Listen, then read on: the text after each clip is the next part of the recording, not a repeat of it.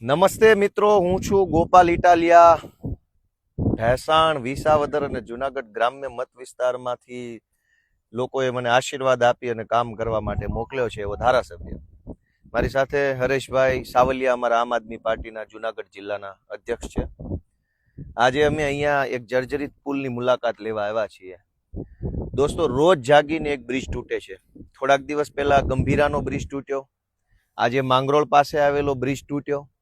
હજુ નવો બ્રિજ તૂટે અને લોકોને જીવહાનિ થાય કે માલ મિલકતની નુકસાન થાય એ પહેલા ભાજપના ભ્રષ્ટાચારી માનસિકતા ધરાવતા ચોર નેતાઓ જાગી જાય તો સારી વાત છે. હું અત્યારે અમારા મત વિસ્તારમાં છું, ભેસાણ તાલુકામાં છું. આ બાજુ બામણગઢ ગામ આવેલું છે, આ બાજુ રાણપુર ગામ આવેલું છે.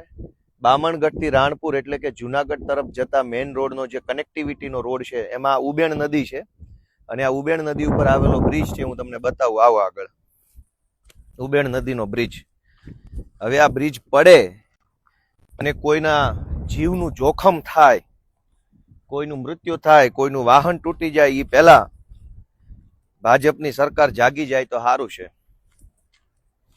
કોઈને કાંઈ પડી નથી, બધા બિંદાસ થઈને આ બાજુ આવો જરાક. આ બ્રિજ છે, આ જોઈ લો. આવી જાઓ, અહીંયા ઉભા રહેજો. આ બ્રિજ છે, આ સરિયા છે, બ્રિજ દેખાય છે, આવે છે એમાં.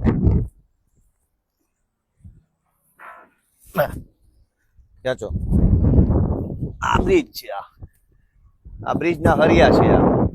હવે આ બ્રિજ તૂટી પડશે, બસ બહુ હેઠે જતા ને માથે પડશે, આનું નક્કી નહીં. ભાજપના આ બ્રિજ છે, આ જોઈ લો. આ બધા હરિયા નીકળી ગયા છે, આ હરિયો નીકળી ગયો છે. નજીક આવો જરાક, હરિયા બતાવો. બધું તૂટી ફૂટીને બધું નકામું થઈ ગયું છે. હવે આ બ્રિજ કોકની માથા પર પડે અને કઈક મકાન, બધું ભયંકર તૂટફૂટ થઈ ગયેલી છે. હા, કોઈને પડી નથી.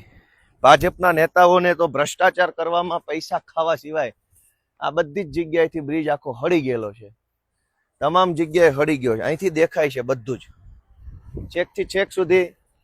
કેમેરામાં કેટલો તૂટલો દેખાય છે અલગ વિષય, બાકી નરી આંખે જોવો તો કોઈ પણ સમયે આ બ્રિજ ગમે ત્યારે તૂટે એવી પરિસ્થિતિ ગણી શકાય આપણે. પછી તો સરકારી એન્જિનિયરો સ્ટ્રક્ચરલ સ્ટેબિલિટીનો રિપોર્ટ કરે અને ચેક કરે કે આ શું છે. આ જુઓ, આ હરિયા નીકળી ગયા છે કાયદેસર, છતાંય તે કોઈના પેટનું પાણી નથી હલતું.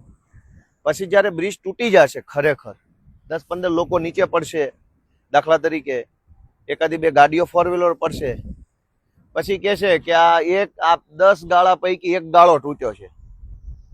પછી આવી બધી મોટી મોટી કેટલા 1 2 3 4 5 6 7 8 9 10 ગાળા છે. 10 પૈકી એક ગાળો તૂટ્યો છે.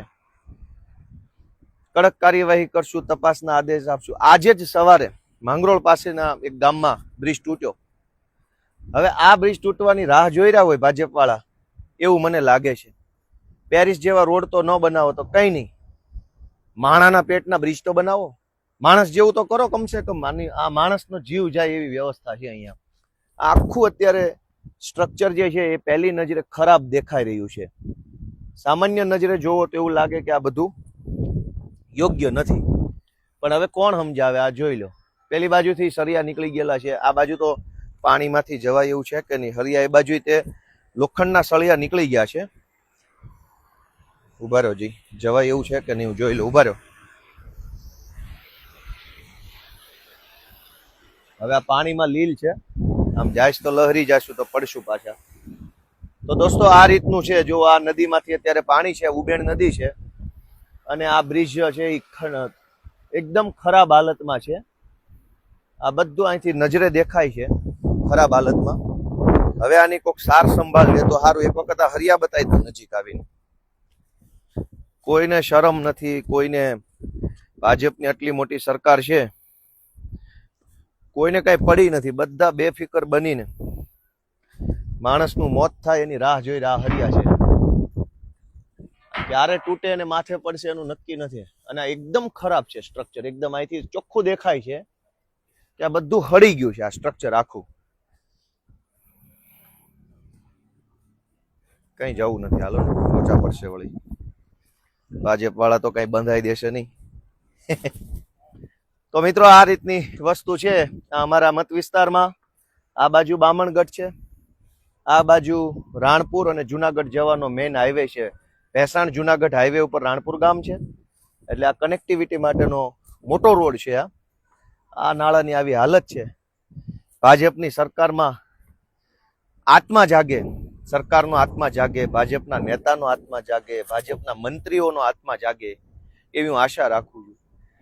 આ ભાજપની સરકાર કેટલા મોતની રાહ જોઈ રહી છે, કેટલા લોકો જ્યારે બલિદાન આપશે, કેટલા લોકોનો મોત થશે, પછી ભાજપની સરકારનો આત્મા જાગશે. ક્યારેક તો વહેલા જાગો, ક્યારેક તો સમયસર જાગો, ક્યારેક તો આંખ ખોલો. દર વખતે માણસ મરે, પરિવારનો માળો વિખાઈ જાય, લોકો હતપ્રભ થઈ જાય, લોકો આઘાતમાં સરી જાય, હોહા થઈ જાય, પછી જ જાગવાનું. કોઈ તો એવો સમય હશે ભાજપ માટે કે જેમાં તમે વહેલા જાગશો, અગાઉ જાગશો, સારું કરશો અને લોકોનો જીવ બચાવશો. એવું નહીં થાય. ગુજરાતની જનતાની મારી વિનંતી છે, ક્યાં સુધી આવું બધું ચલાવી લેશો? ક્યાં સુધી? મોત ચારો તરફ મોત છે. ડ્રગ્સથી મોત, દારૂથી મોત, દારૂ પીને ચલાવતા નબીરાઓથી મોત, બ્રિજ તૂટે તો મોત, ચારો તરફ મોતનો માહોલ. અગ્નિકાંડથી મોત, ગેમ ઝોનમાં મોત, હરણીકાંડમાં તળાવમાં તરવા જાવ તો મોત, કાંકરિયાની રાઈડમાં મોત છે, સર્કસમાં બેસો રાઈડથી પડે મોત. તો આ મોતના કૂવામાંથી ક્યારે આપણે બહાર આવશું? લોકોને વિનંતી છે, પોતાનો આત્મા જગાડો. ક્યાં સુધી આવું ચલાવી લેશો? આપણે હોટલ રેસ્ટોરન્ટમાં જમવા ગયા હોય, 4 લોકો જમે એટલે સ્વાભાવિકપણે 800-900 હજારનું બિલ આવે.